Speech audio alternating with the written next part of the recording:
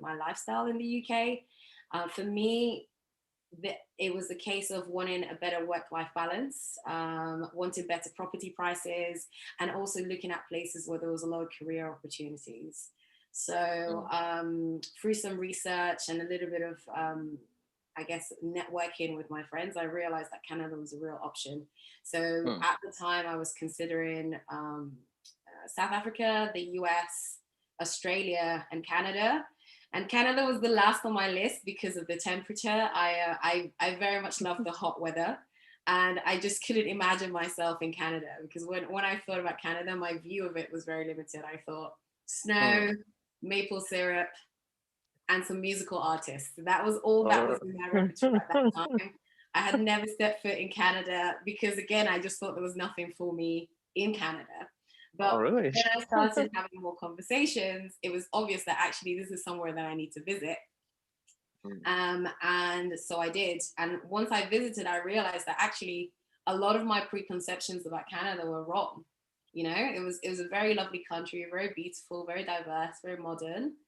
And then I did some more research around the immigration process, and I really liked how transparent it was, how fair it Mm. seemed, and also I think it's quite a price accessible immigration process, especially compared to the UK.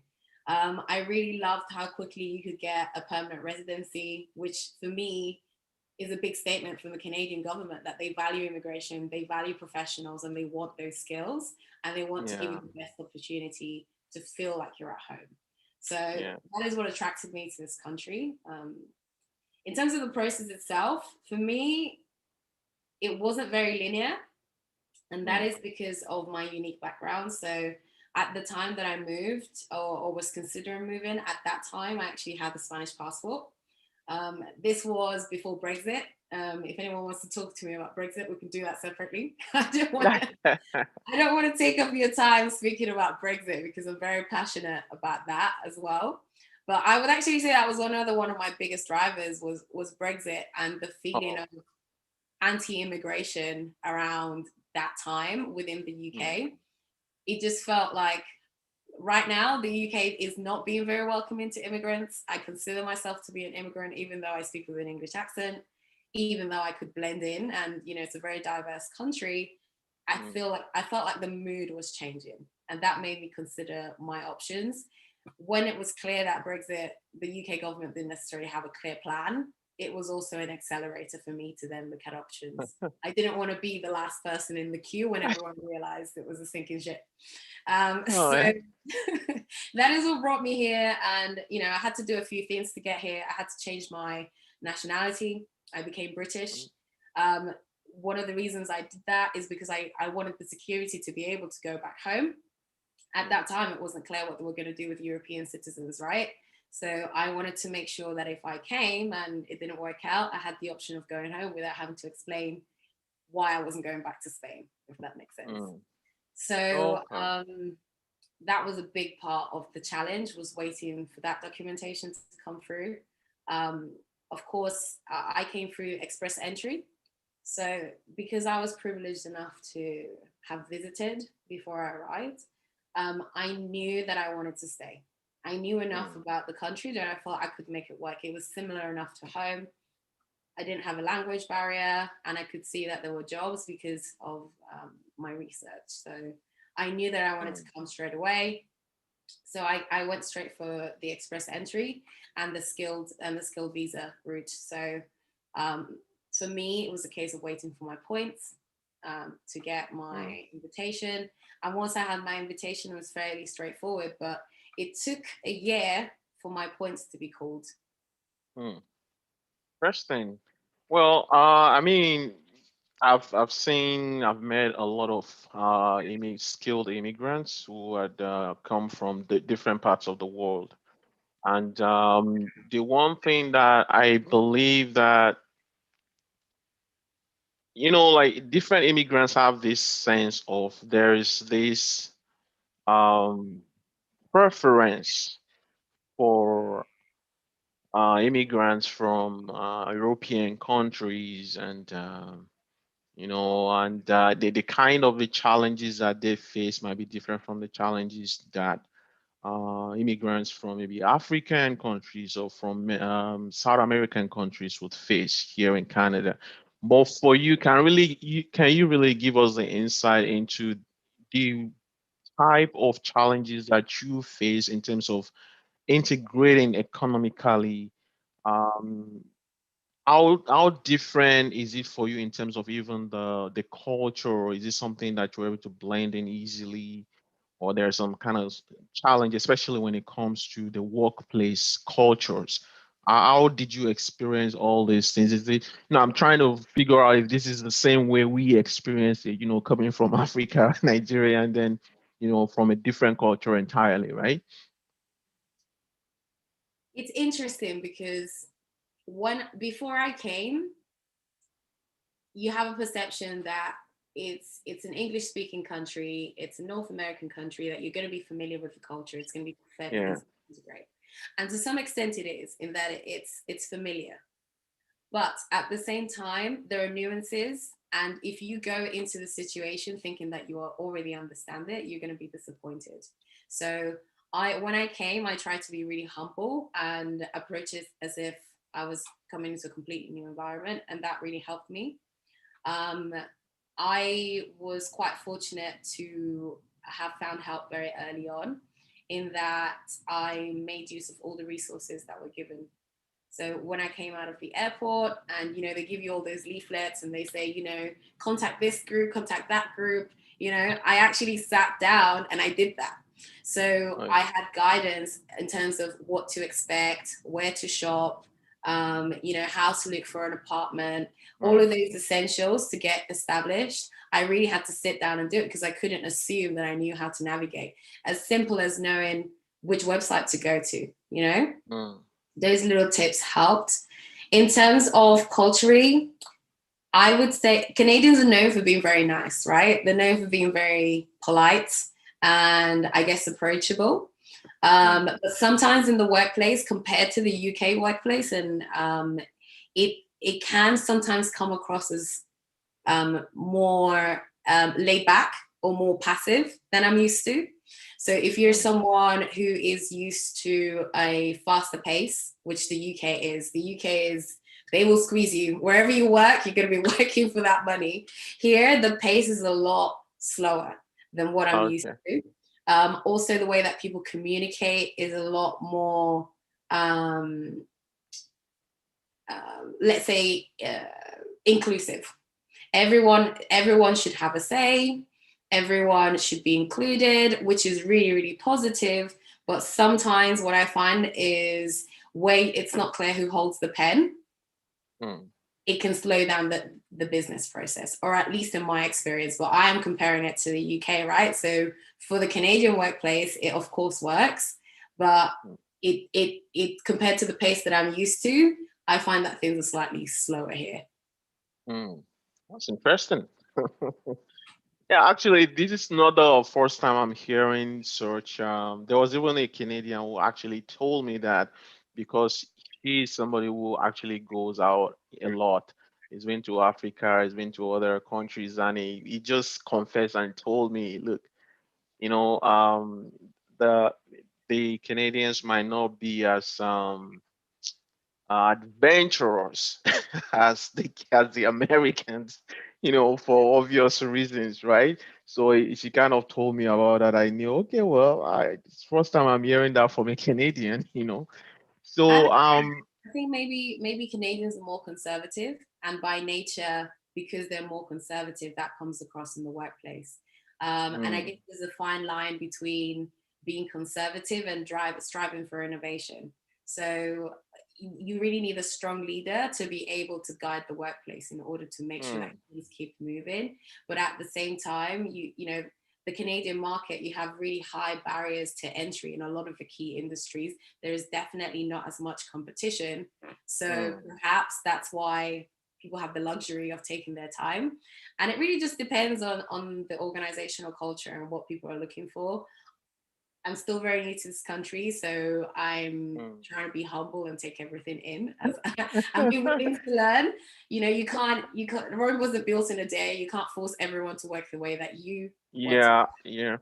Like I said, I wanted work-life balance. So this is part of why there is work-life balance in Canada. So I embrace Mm, it. You know, if people want to slow yeah, down, I listen, I lean in. As long as no timelines are going to be compromised, I'm happy to do that. I'm happy to go on the journey. sure, sure.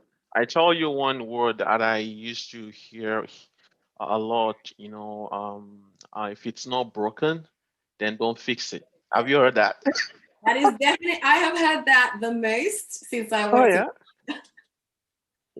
I heard that the first time in Canada is actually where I heard that the first time. I'm like, if it's not broken, don't fix it. Really? Yeah. Okay.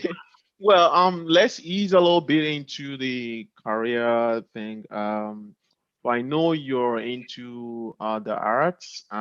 It's kind of interesting to see that this is something you're also doing as a business. And yeah, well, maybe I could just scribble to draw stuff, but I know I'm very terrible at art. So even though I desire it, that it's something that I really like to learn, but I know these things, it's only when you're still very young you can pick these things up. They're really very difficult, even music as well. But I'm wondering for you, what are those things that kind of inspired you along those paths, to go into the arts, visual arts? Well, firstly, I will correct you. I don't think you're ever too old to learn a new skill. Oh, really? Okay. You can always pick a new skill up. It's a case of will and determination, and also time. I think one of the things that stops us as adults from being able to achieve our goals is really having so many demands on our time, whether it's family, whether it's your main Mm, job, and all of those things take a priority because the other new thing you haven't necessarily seen the long-term value yet, but you can definitely always pick up a new skill if you want to learn how to draw or whatever it is. I will definitely encourage any attendees to do so. It's not too late. For me, it is a natural talent that I've always had, but as when I was younger, it was never really presented as a career option to me to be creative. It was never seen as something that I should prioritize. I think it's probably because I'm from an African background, my parents are Nigerian, and they always talked about being financially secure. And the life of an artist for them was not a financially secure one. So mm, when I was younger and I'd draw or I'd be doing anything creative in their mind, they never told me to stop, but mm. they always talked about it as a plan B, as this is not a serious thing that you should be doing. So when it came to the time to pick, you're going to university, you're deciding what you're going to study. I could have gone to art school, I could have gone to business school. And of course, naturally, I went to business school because I knew that was a clear career path. It wasn't risky. I was academically gifted. So I went that way. Mm. But now that I'm older, I recognize that the world has changed. Having one source of income doesn't work for most people. That's number Mm. one. Secondly, creative skills are really valued now more than ever. I think technology, social media, all sorts of things have influenced that. So if you can leverage those skills, you should. So very recently, I decided that actually it was the right time for me to bring those two things together, my creative side and also my business knowledge, to put together my business. It focuses on Afrocentric and Black art because I saw a gap in the market. So, it's a very recent thing that people are so bold about their cultural heritage, especially in Western spaces. And I felt that before maybe the last year, 2 years or so, there really wasn't that many options for ethnic minorities in terms of diversity when it came to art. And I wanted to be able to feel that. And I wanted for ethnic minorities to feel like art was accessible to them. So that's the service that I'm offering through kind of commissions as well as merchandise. Okay, great. I actually browsed the website and I was wondering what was going on in my mind was, how do you have time for all this? But the other question that popped up when you were talking about your influences in terms of even though you had this art thing going, you still had to go and study business. I'm wondering if the art, your interest or your talents in art informed your interest or you're diverted into marketing and on all those type of careers as well. Yeah, absolutely. So I definitely thought that the next best thing to being a starving artist was to work in advertising. Okay. So that is why I studied marketing as my major with business. And that is why I ended up working in an advertising agency to begin with. But in the process of studying, I realized that actually I didn't want to work in advertising within the creative space. I found the media space more interesting because it was more data driven. Mm. And there seemed to be a major shift from not just what the brand is saying, but really just audience segmentation, understand audience targeting, and really personalization. And a lot of that stuff, the drivers behind it are the media side rather than the creative production side. The creative Mm. production side, I would say, focuses more on people's feelings, Mm. high and perceptions and changing behaviors. And media is more about identification of opportunities, target audience, Oh. quantifying effectiveness, reach, that kind of thing. So I was really interested in the hard metrics, the we've done this campaign, so what has it driven? How does Mm. this impact the bottom line? And the media side of things is a lot closer to that than the creative production side of things. Oh, interesting. I never thought about that. So okay, so I guess in a way you kind of answered my next question because now I can see how all of that ties into project management. Because we're talking about data, we're talking about all of these technology-driven aspects of our marketing is what I'm hearing from you, which is great. Yeah. So what are those other personalities that you believe also has driven your interest and your development, career-wise, speaking in terms of marketing, project management, the technology aspects of it, what are those personalities that kind of ties all these things together, which I believe is why you're really into this space?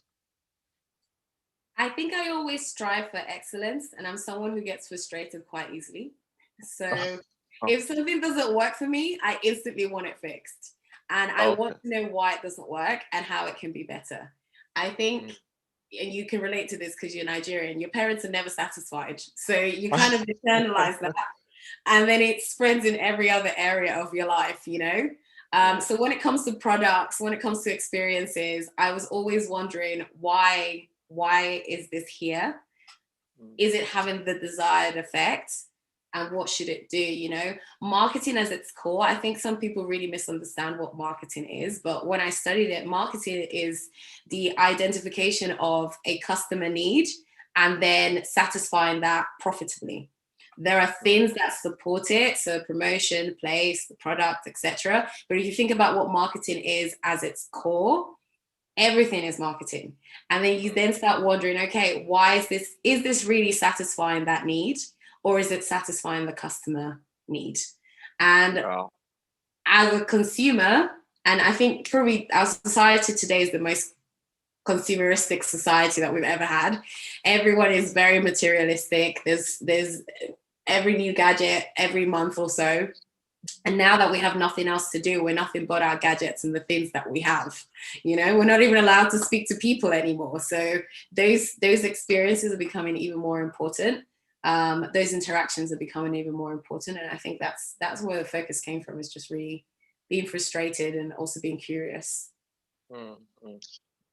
Yeah, interesting. There's a couple of things that you said there, that just kind of got me thinking in my head, about how all of these things tie together. You did say something about marketing is everything. And it kind of sounds similar to what I used to say about supply chain and logistics. Where I say that, the entire industry is supply chain, and I'm just kind of wondering because, in my background of information for this session, as somebody who is passionate about supply chain, I talked more about supply chain than I even said anything about project management or even mentioned anything about marketing. The reason is because I feel like at this very point in time, like you said about the trends of consumerism and all of things, and then marketing being in the front end there, driving all of this needs, all of these opportunities, all of these customers, and all of these things, which I get it from that perspective. But when you now talk about, guess what? There is something that it drives the need for products, it drives the need for services, and guess who does that? Supply chain. you know the logistics aspects of it still needs to complete this entire process that the marketing has started. And then, of course, talking about project management is just so invasive as well because it's about delivery at the end of the day, and these things has to be delivered. So it's kind of interesting you mentioned that. And of course, today we are looking into those areas to really see how we can actually relate with the service industry for us as supply chain and logistics to see how things are being done, maybe to even see what we can benchmark, for service oriented industry because our history in supply chain actually being has been that of movement of goods. Okay, but things has changed. Technology happened, COVID-19 happened, every other thing, kind of happened. And there is now more emphasis on service. Pretty much everything is service nowadays, even products as a service. We have that, we have example of companies like Dell, that are now offering their products as a service, and different kind of example. I mean, we're talking about clouds as well, technology. I mean, what do you call it now? Cloud as a service, platform as a service, and all sort of as a service. So there's no way we're gonna avoid that discussion, is what I'm saying about the fact that service has become really a thing that it's integrated into our economy, whichever way we look at it. But the one question I would really like to ask before we move into all these other areas regarding, the type of career opportunity that exists for folks who have been in the banking sector. Now that you've been in the banking sector, apparently you have an idea of what the operation looks like and with your marketing experience. But what are those career opportunities that exist for people who have financial service background who can then leverage that to kickstart maybe a career in project management or something related to that? Because I see a lot of people who have banking experience from back home, and then they come here and they said they are tired of banking, like it's too boring for them.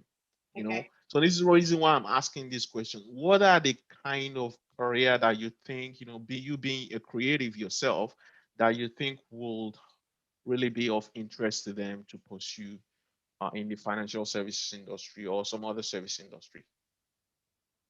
I think what's really important to remember is that banking is no longer monolithic, and people shouldn't just think of banking as finance. If banking to you is finance and trading, banking is no longer that. It's not just going into a branch, put it in a check, and hoping that it grows some interest. That is not how the world works anymore. Banking is marketing. Banking is technology. Banking is customer service. It's customer experience. It's storytelling. It's a bunch of things. So I think, and this applies to anyone, even if you've come from a different financial background, you just need to understand what are your strengths and weaknesses, what do you enjoy and what don't you enjoy about your job, and find the communality areas. A lot of the time, you don't realize how many career options you have because you don't realize that your skills are transferable. So sometimes it's about stripping it back and starting from the bare basics. What am I good at? Is it relationships? In which case, perhaps you need to be looking at relationship management or sales. you know? Is it coming up with new ideas? Perhaps you need to be in strategy, and everyone needs a good strategist. Are you really good at delivery? Perhaps you need to be in project management or operations. So I think sometimes you get really caught up in your career path and you forget what your core skills are, the soft skills as well as the hard skills. And once you do that exercise, it becomes a lot easier to then understand where you're gonna go. One of the things that I did when I was looking at career opportunities and kind of when I was pivoting from advertising into project management was that very exercise. What are my core skills? If I was to strip away which industry I work in, what do I do? What am I great at? And what do I hate? I had that. Mm. Then I spent some time really just studying job descriptions in industries that I liked. I knew I wanted to work in technology at some point. I knew that I wanted to continue being creative. So I went on generic websites, I'd pick up a JD, I'd read it, I'd study it, and then you would be surprised how often it's the same things that are in these job descriptions. You know, of course, some people are going to want qualifications, and of course, then you can focus on getting that qualification so that you are validated and you have the credibility within that space. And qualifications are very important, especially in Canada, more so than I've noticed anywhere else, to be honest. People seem to care more that you have the qualification than that you can actually do what the qualification says. You have to have the I qualification. know. To get in the door, you need the qualification, but it's really important just to do that research, do that groundwork. If you don't have the expertise, pull on your network. Um, I'm always surprised how little people actually speak about career progression and professional development outside of the workplace. Your friends are professionals, they have different experiences in different industries. Don't ignore that. Have honest conversations with them and see how they can help you pivot. Because the reason I've been successful here is because I've always asked for help and I've been humbled enough to listen when people have given me advice. So that is really what I would say about that. Great, great. Yeah, lots of insights there. If I could really, uh, kind of remember some of the things you mentioned here. You mentioned actually stripping back your core skills, like what are the core skills that you actually have, like taking away, even the industry you've had experience. Think about the basics, and then you realize that some of these things that you have as basic skills are actually compatible with the type of skills that are required in some other career that you can develop, which you mentioned an example of yours there, which is really good. Another thing you mentioned there is about, kind of reaching out. If I understand, that's what you said, reaching out, maybe even networking with your friends. You can even get some insights, from them. Yeah, definitely. This is something I also, speak about every time, with a lot of people who are trying to integrate here in Canada. The fact that there are some people who have been on this journey you've just started, you know, and you don't want to, is it reinvent the wheel, is what they say, right? Just ask them. They're going to tell you what they've gone through and how they have been able to integrate. And really, that's the kind of opportunity we actually provide in our own network, where we have a lot of these professionals who have gone through all of these things, and then they are able to let you know how to navigate these barriers here in Canada. So definitely, I really agree with all of that you have just mentioned. Well, maybe we should just go ahead and ask this question. What are those three insights that you have, you know, garnered in your own journey here in Canada, transiting in Canada, that you can share with the folks who are in the audience here? Okay, so I wrote some notes on this, so excuse me for going. Okay, great, yeah. I'm just looking down on what I wanted to say.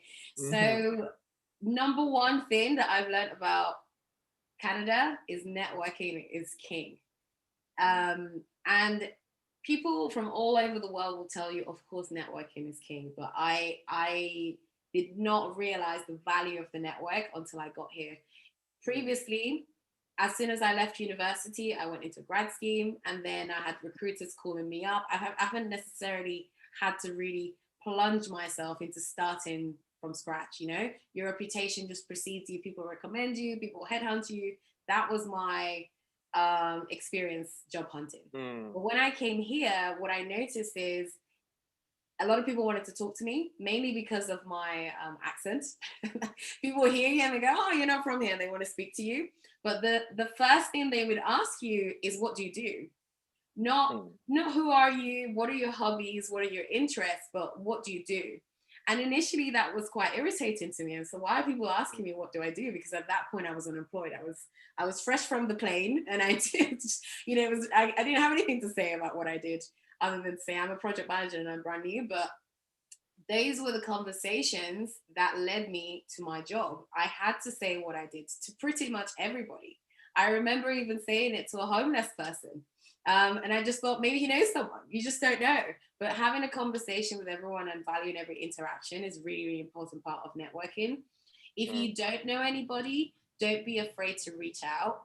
And there are applications for this as well. I'll need to drop some names, but I remember that there was a application that was a little bit like, they called it was a mix between Tinder and LinkedIn, in that you would put in a profile and the people on this were specifically there to network. So you would put in your interests, the industry you wanted to go to, etc., and they would put theirs. And if you matched, you would then be able to have a conversation with that person. I found that to Oh. be key. So it's similar to your mentoring at scale. So don't ignore the power of network. If you don't have the confidence to approach people in real life, use technology. The applications are there.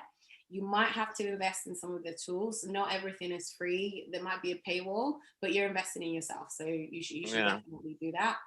So that's number one. I think I mentioned it earlier, but qualifications matter. It can feel quite frustrating that you come here, you validated your qualifications, you've done all of that stuff to be able to settle, but then your employer doesn't recognize that. You still then Mm. need something else on top. So do your research. Do you need to do any conversions? Do you need to do any supplements? Also, don't be afraid to translate your qualifications in your resume. You know, if you find out that they need a particular qualification but you don't have it, you can change it. You can say that you have the equivalent of that. So that's what I did. I have a project manager qualification that is based in the UK. It's not international, but I know that the syllabus is exactly the same as the PMP. So my resume says PMP equivalent. And once you're in the room, people ask you, you can prove your credibility, and the qualification becomes less important. You have one, but a lot of resume reading is not done by people, it's done by machines. So you don't want to damage yourself um, by not being able to show that you have that qualification in place. And then the last thing is also about resumes, which is don't just rely on your resume to do the work for you. You need to do the legwork as well. You need to supplement that with research. You need to supplement that with networking in order to be successful. There are lots of opportunities to be had here, but if you are passive and think that being behind a computer and applying for things is going to get a job to you, it's Mm. not in Canada. That is not how things work. Hmm. Interesting. Interesting.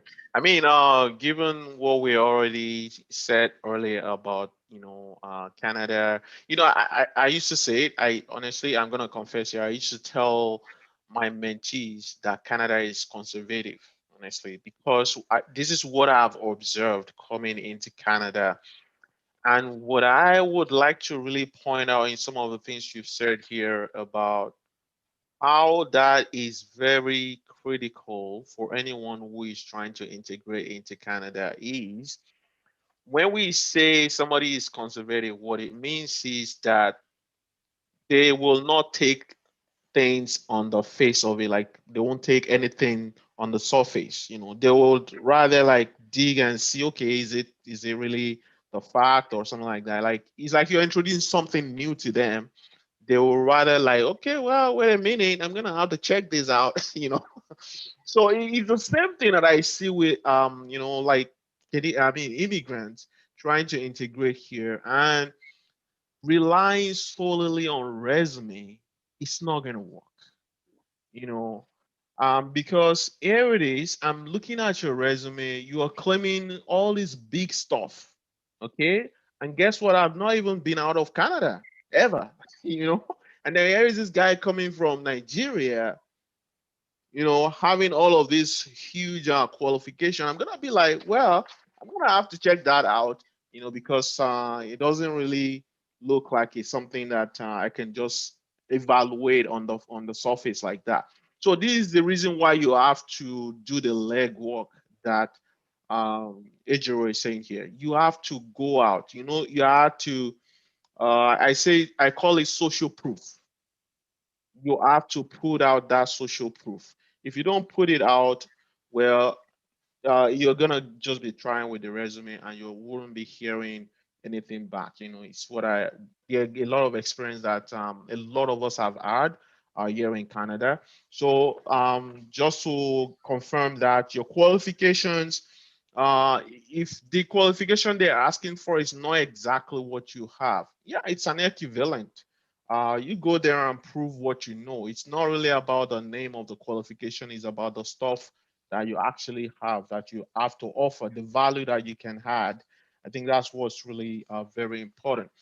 Okay, so now let's move to the discussions around diversity and inclusion, which is something I really also would like to talk about for sure. Right. Because we talk about conservative environment and all of that, and then here you are, you're a Black woman, you're in Canada. Are there any special requirement for a lady in Canada who is also of African descent, or everything just works exactly like it would be if you were in Black or you were a woman? Yeah. Well, you're putting me on the spot. I don't know if there are special requirements because they don't tell you. They don't tell you up front. They definitely don't say, by the way, if you look like this, you need to do this differently. Yeah. On the surface of things, everything is very equal, right? In practice, not necessarily. What you're working against is people's biases, right? Especially in a conservative society, people think they already know, right? They, especially if you're dealing with someone quite senior who has done things how they've always done things and they've progressed in their career. For them, it's impressed me. I don't really have that much else to learn. I'm already successful. And when you're an immigrant looking for work, you're in the vulnerable position because you're the person who's unemployed, right? So there are certain things that you might have to take into account.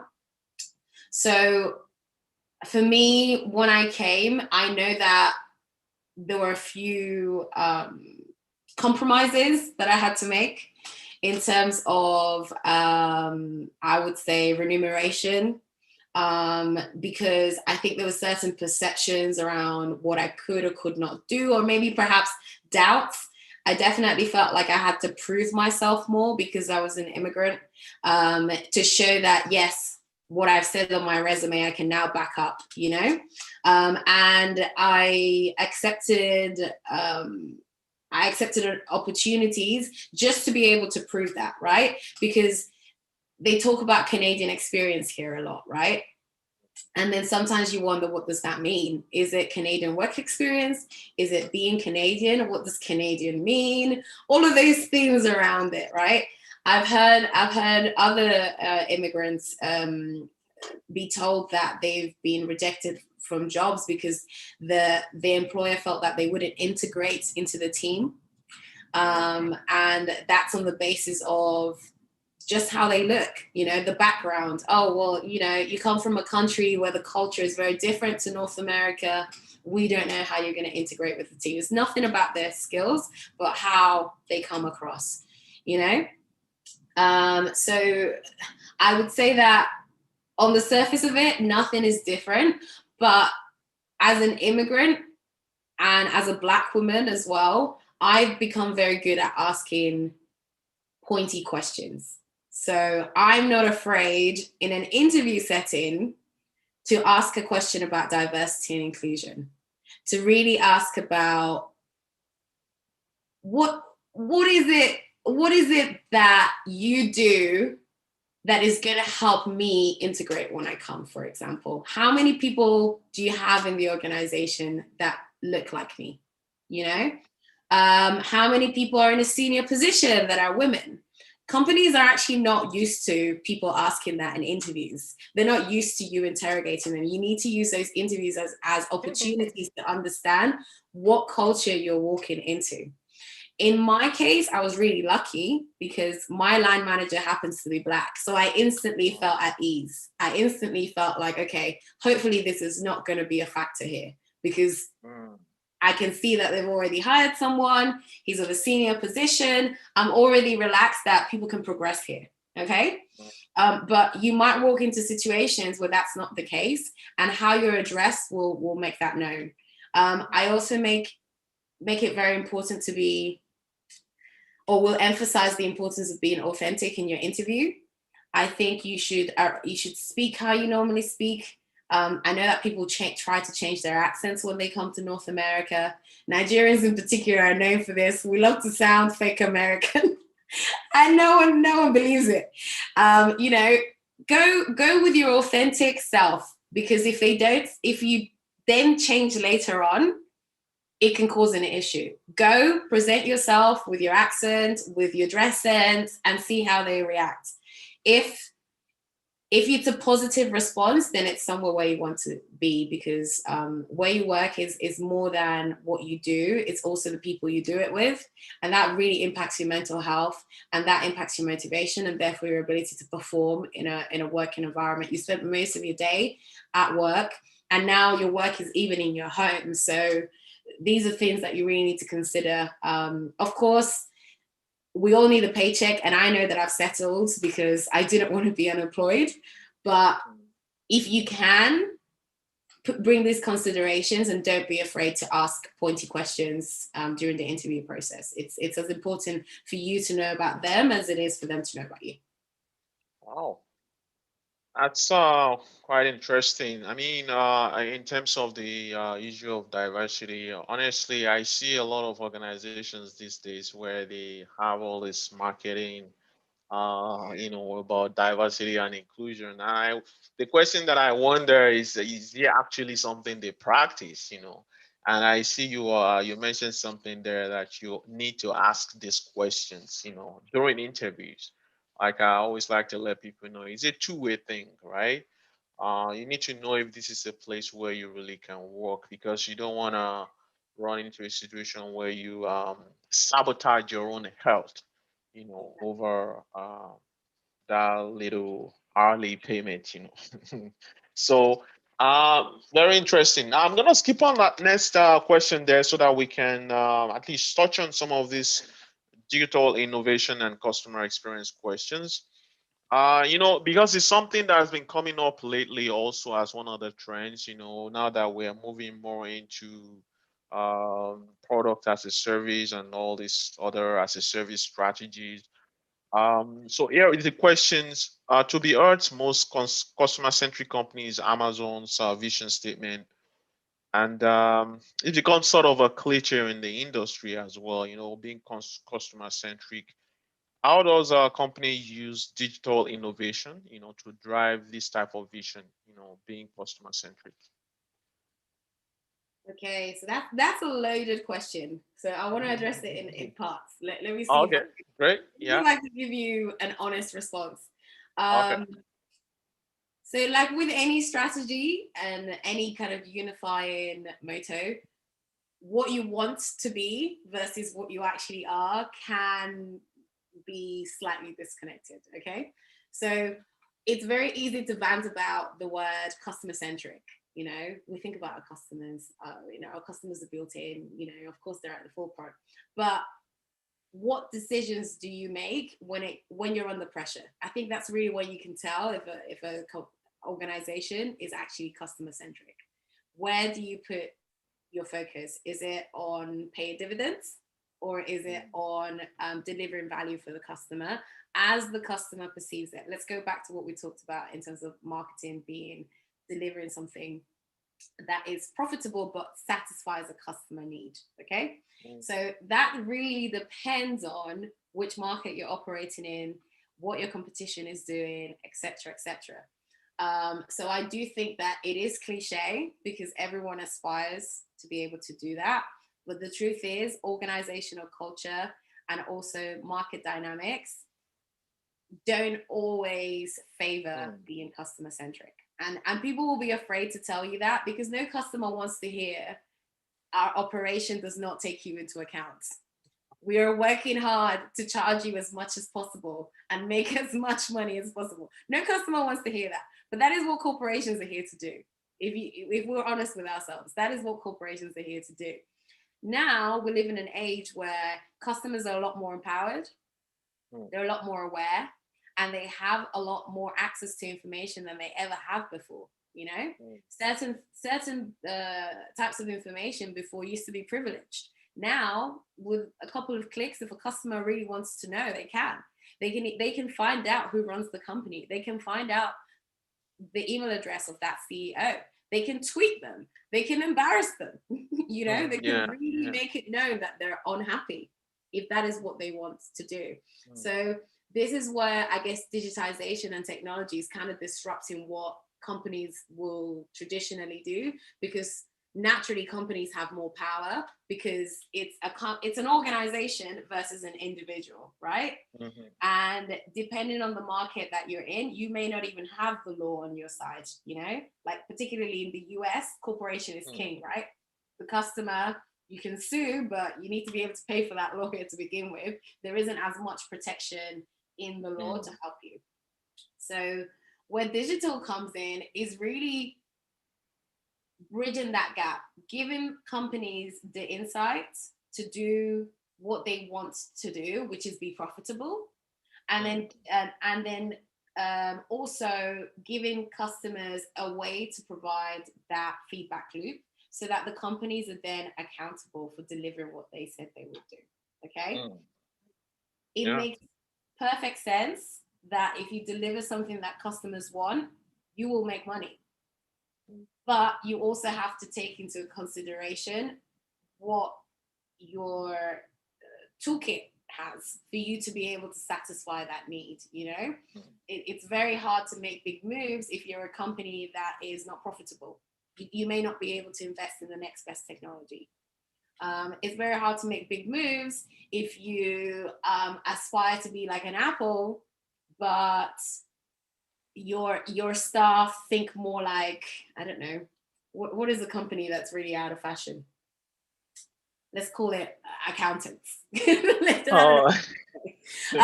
something like that. Like, it's very difficult to then bridge that gap because your ambition is so far from what you have in your toolkit. And we're talking systems as well as people, right? So I think that's where it comes in. But I hope I gave a fairly I'm definitely. I the one thing I can take away from that is that there is now a kind of a democratization that has happened with technology, where customers now have access. You know, they have a voice. You know, and then in a way too, the organizations have also been empowered, but then it's also about a balancing act. Do they really have the money, the investment to really plunk it into this thing in order to be able to help their profitability? Because as a matter of fact, once their customers are satisfied, it also helps them. It helps the customer retention and all of that great stuff. But still, it's all about how are they able to really make this happen? Do they have the necessary tools? And I think in regards to that, maybe something you can also speak more into that, since you're already like even going into that already. What are the kind of strategies that organizations would usually employ when it comes to digital transformation that helps them to be able to achieve these great things, like customer experience, personalization, and all these other, trendy things that are showing up. What are the strategies? So From what I have seen in the companies that I've worked for, it's always a combination of technology and people. So it's making sure that you have the right technology that allows you to be reactive, to be agile, to allow for both stability and speed. Those are the things that I guess delight customers, because we're now living in a society where a lot of things are instant, Yeah. and the way in which corporations used to plan their products and deliver them was very iterative. Take your time, you know, unless the competition is at your heels, you're not necessarily rushing. Whereas now, people don't just want you to give them a product that they've told you they want. They also want you to anticipate the next thing that they don't know they need yet, right? Mm. And to do that, you need people who are looking at today as well as tomorrow, and understand that that is what customers are going to need, and that's what you're going to need to grow. And you need the skill set to match what is going on in the outside world.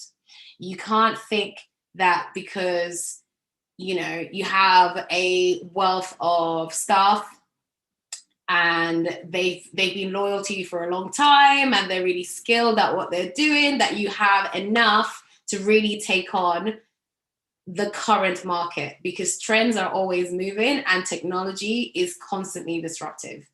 So you can't afford to rest on your laurels and expect things to just happen. You have to embrace technology when it comes through.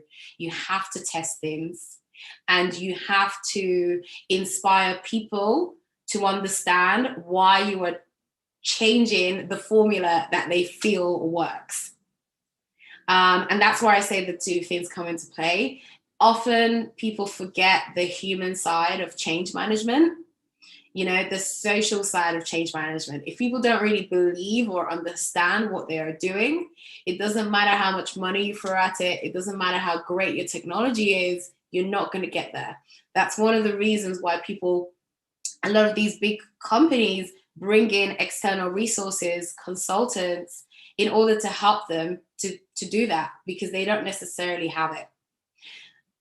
I see someone in the chat saying that technology allows you, and it's true. You have no excuse now as a corporation to not innovate. Customers are constantly telling you what they need. It's just a case of whether you're prepared to listen and whether you're equipped to provide them with that service. Yeah. First thing. Yeah, well, from a supply chain management perspective, I think all of these things that you have said, um, I mentioned earlier when we started out about, this statement of if it ain't broken, don't fix it. That I learned that here in Canada. you know. So from supply chain management perspective, it has, for me, what I've seen is always been this scenario where it appears that um, the organization generally do not see a business case for digital innovation. Apparently, because I'm just guessing here, maybe we were product driven, we're not really service driven. Because if we realize that it's a combination of both, and then there's this human side as well that you talked about when it comes to innovation or integration strategies, where if you don't have that human side to things, you tend to lose touch with what is trending or what is being required. And I think that I see that happen, in supply chain, honestly speaking, because it was only after COVID-19 that then we realized that, oh, something is wrong here. Because when COVID-19 happened, and then everything just kind of crystallized, and we realized that we have a broken supply chain where organizations are not able to see beyond the third tier of their supply chain network. And what that means is that even if something is shutting down in China and it's going to impact their operations, they have no idea. Okay. So, but now I feel like everyone is now on the same page. We realize that this is something that really needs to. I mean, this is the reason why I'm always kind of looking at the financial or service industry generally as a benchmark. It's really funny when we talk about, the Amazonification of procurement. There's that term like that. Basically, they're saying that Amazon has, disrupted procurement, so to speak. Just because we were not really open to implementing technology to help us to improve the service side of the type of deliveries that we do in supply chain. And so I'm really thankful that you mentioned a lot of these things in terms of what we now see is our environment has changed. All of the environmental factors have changed. Our customers are demanding even more from us, and really we have no choice than to satisfy our customer. And if that is going to happen, digital transformation is something that is overdue, for a lot of the organization. And I know it's some people still don't get it. It's what I would say, but only time will tell. I mean, think about Sears, as an example here of an organization that should have moved with time, with the trend, with what was going on with Amazon competition, but they never did. And then the rest is just history. But I'm gonna leave it at that. Now I'm gonna throw it out for questions, guys. If you have questions, here is the time for you to ask questions. If there's anything that is related to Korea, there's anything related to some of the things that Ejiro has mentioned here today. If you have a question, just indicate by pressing in on that little hand there, sign, and then I will let you talk.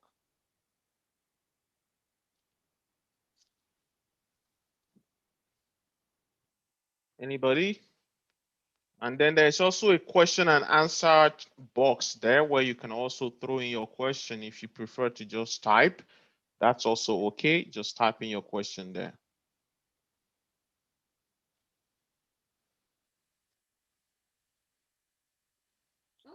Okay.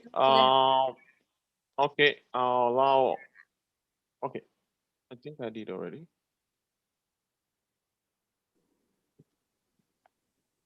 Go on, Ishimi. Hi, good evening, Abby. Hi, Ejiro. Good evening. How are you? I'm good. Sorry, you guys can't see me. My camera's not on. But I just wanted to say, it's been really insightful just listening to you talk about your experience. And I mean, hopefully this isn't a redundant question, but I just wanted to ask, like, what would you say for someone that's considering like relocating here? What would you say has been your biggest challenge and then your biggest thing that you were able to like overcome, or biggest hurdle that you were able to overcome, or accomplishment? I don't know what the right word is, but yeah. Okay. My biggest challenge. I think my biggest challenge was definitely not having a network when I came, and being visibly other and sounding like I was other as well. So I felt very vulnerable that my skill set would be questioned. My reputation. I had no way to speak for my reputation back in the UK, and I found that quite just very humbling because I was used to being ahead of my game in the UK, and then you come here and you really do have to be prepared to start again. I was really lucky in that I networked with the right people, and I really do call it luck because I didn't strategically plan to get into banking and end up in this role. I was very fortunate that I spoke to the right people that got me into the right opportunity.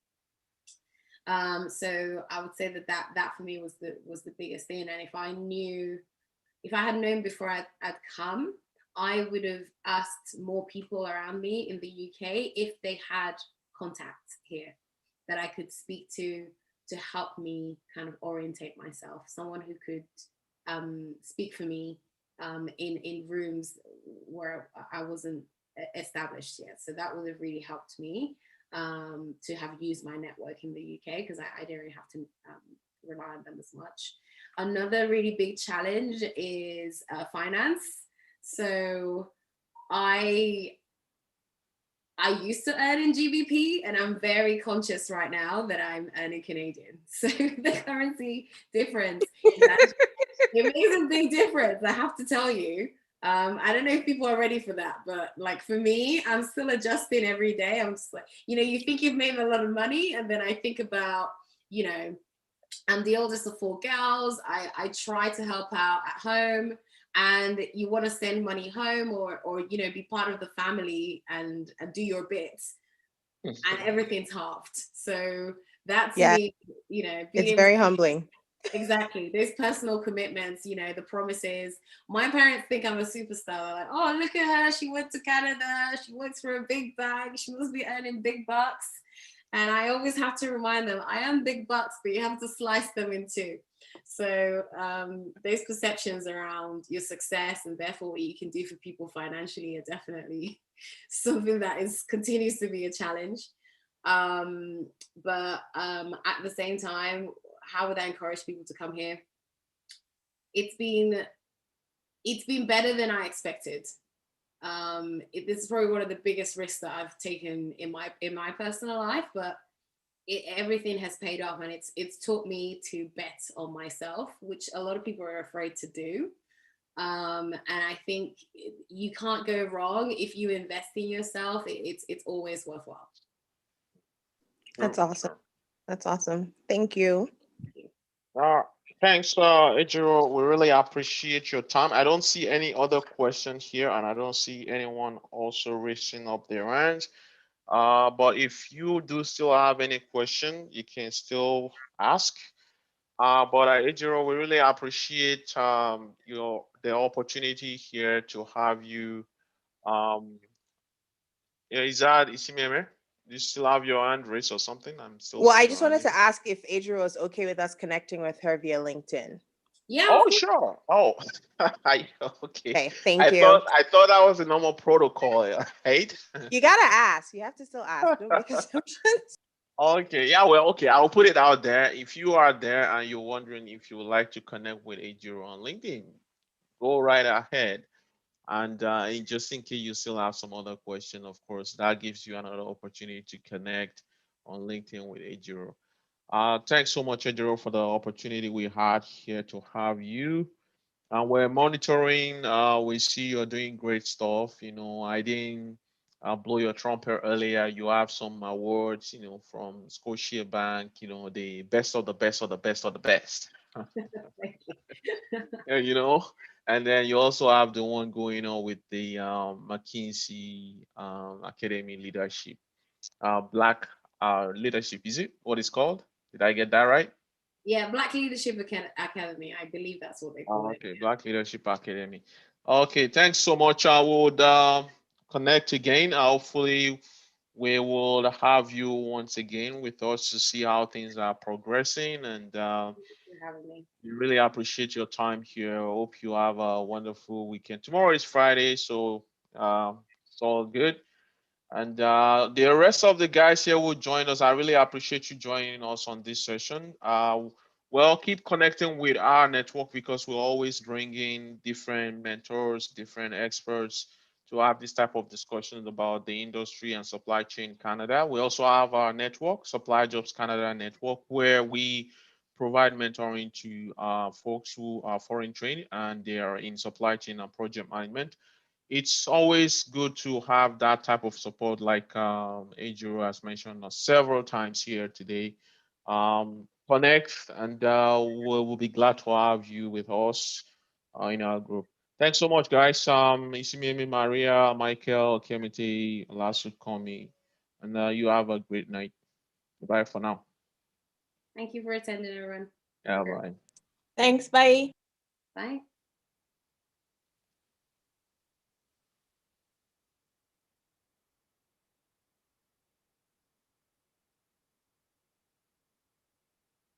Well, we still have 4 attendees. Oh, they're just going out now, yeah. Okay, cool.